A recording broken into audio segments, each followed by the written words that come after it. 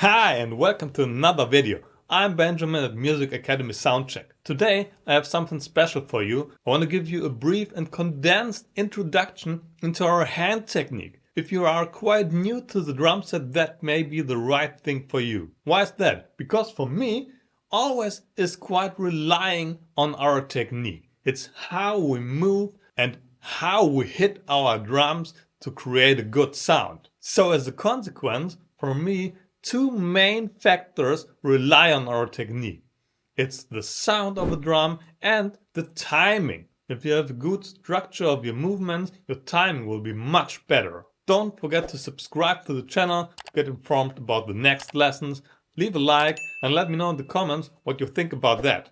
Okay, my main focus today won't be at all to get to more complex combinations and these legendary stickings everyone's talking about. I want you to be able to control your stick better and get the coordination easier. You want to play more effective, more elegant. That will help your timing immense and brings you forward the most. Now, great, start with this exercise here. Very basic, but as I can tell you, very important. I did it all the time from the beginning and still today I'm doing it.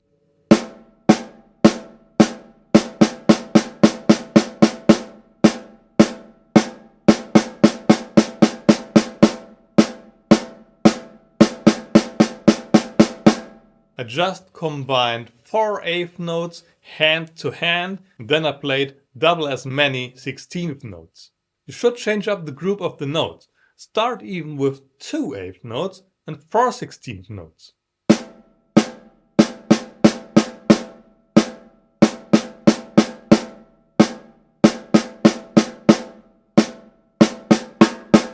Just thinking of that, of course you should start with that. It's not that easy to begin with a group of 4 notes and then 8 faster notes. That's hard to count and feel. Just play 2 slow notes and then double it up. Play hand to hand twice to play the 4 16th notes double as fast. Okay, next exercise should be to play again first 2 strokes in your right hand. Remember, I'm left-handed. For you it's the opposite way, but I will always say it for right-handed people. Play your right hand here, your left hand here. Twice, twice, and after that I'll play 4 times hand to hand.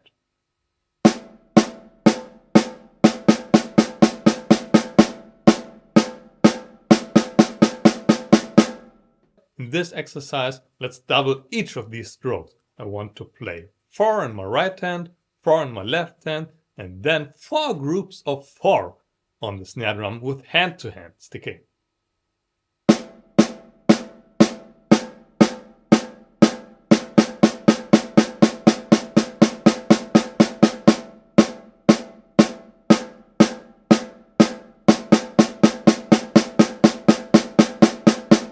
Cool, so these are already a couple of exercises you can do regularly. Let's get to a very important thing. What do you want to focus on here? Maybe it's not that difficult for you to play that from the beginning, but maybe it's tricky right away. You have to get a feeling for the numbers of the strokes. That's why we practice with shorter groups and double as long groups per hand, per sticking. Always start with the short phrase, and if you feel comfortable with that, try to get an overview over the longer phrase. Stay consequent with the phrasing, with the tempo of the notes. You want to be able to double it exactly. There's a lot of work in the beginning to get used to that. And the last main thing here is to get control over your movements. What am I focusing on? Maybe you saw that my strokes are quite same to each other. I want to lift the stick over my wrist, and that's the most important point. I want you to use your wrist as hard as you can. Don't use your fingers too much right away. They're harder to control and it makes it more difficult for you to get the control over that. Get it up to nearly 90 degrees if you play slower strokes. And as you can see, my back of the hand always points up when our sticks rest over the snare, and we lift it. We can push up the wrist with the stick.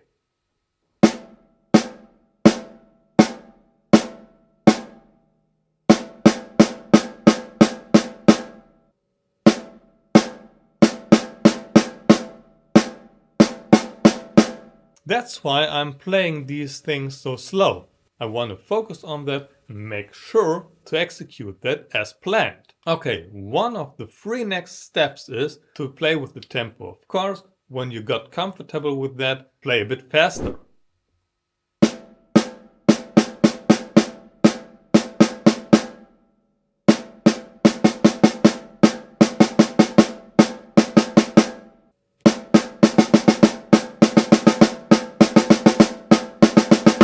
But again, today it's not about the limit. If you get used to that, it's not that fast what I played right now, but I want you to stay in control.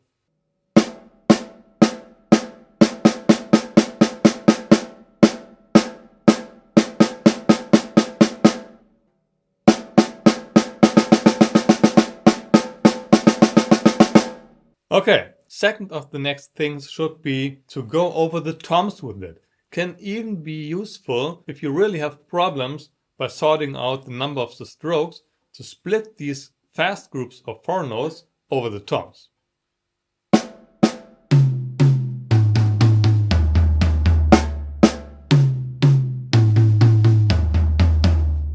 With this exercise, split the 2 groups of 2 notes on the first toms and then move on with the 2 groups of 4. In this first exercise, play the first 2 notes in 8th notes on the snare. For the group of 16th notes, go to the tom 1, move on 2 8th notes again and 4 16th notes on the floor tom.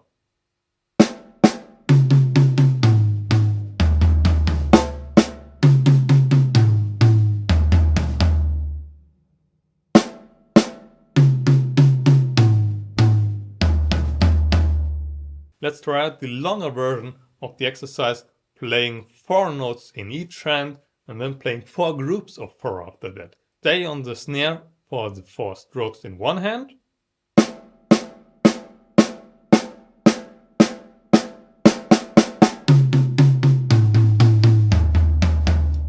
And then start on the snare drum with the first group of 16th notes and move on over the tom.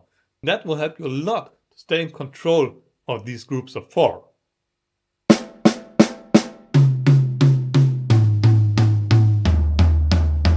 Focus on that movement with your wrists and get an understanding what we're doing here. If you have 4 strokes hand to hand, you move each hand twice, So in future you will focus on your leading hand, your right hand, that starts the phrase.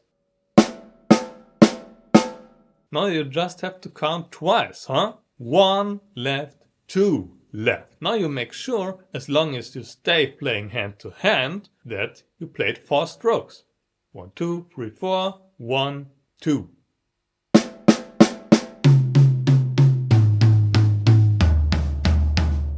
Okay, let's get through to the last part of the video. I want to combine the exercise with a groove. I'll use 2 grooves today, one very basic one in quarter notes where I play first the bass drum together with the hi-hat and then the snare together with the hi-hat, repeating that.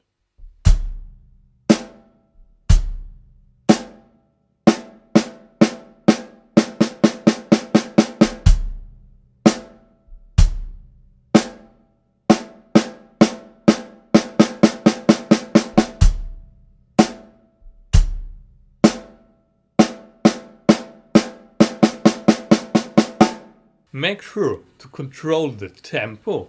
You want to stay in the same pulse in the groove as you were in the fill-in in the exercise on the snare drum. And on the second hand, focus on your movements again. You want to transfer your technique you worked on here on the snare drum to your groove. Move your wrists as good and consequent as you did on the snare drum. Focus on hitting your stick on the vertical axle. Hit down on one line. It's very common in the beginning that you do quite awkward things, kind of sideward motions and so on. Cool, I play that one more time with an 8th note groove. Here I start to use the first tempo, so-called 8th notes, on the hi-hat as I had in the first part of the exercise.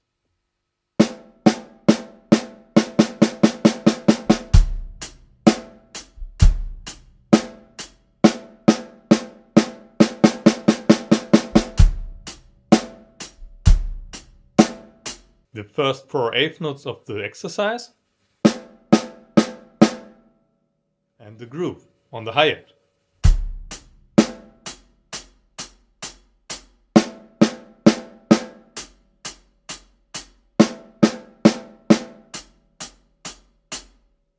Cool. Maybe you can see how important that is in the beginning. That will protect you completely from chaos through the note values, that the fill-ins don't fit to the grooves at all, and even switching your tempo, getting faster or slower while playing. It's a very common problem, especially for drummers, but if you get used to this here,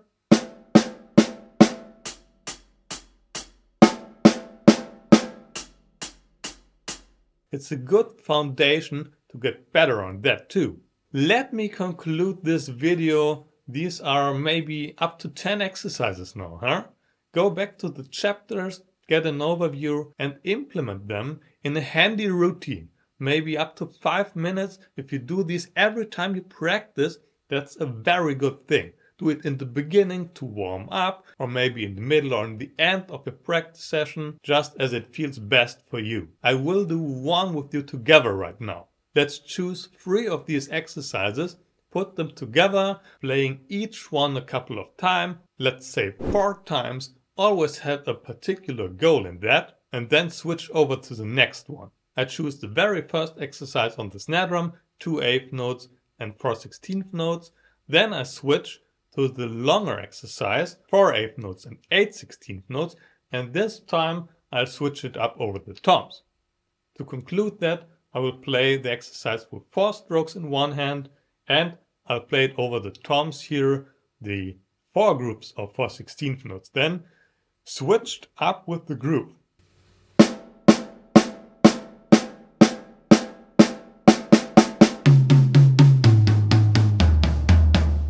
Third one, which I will switch up every time with the groove.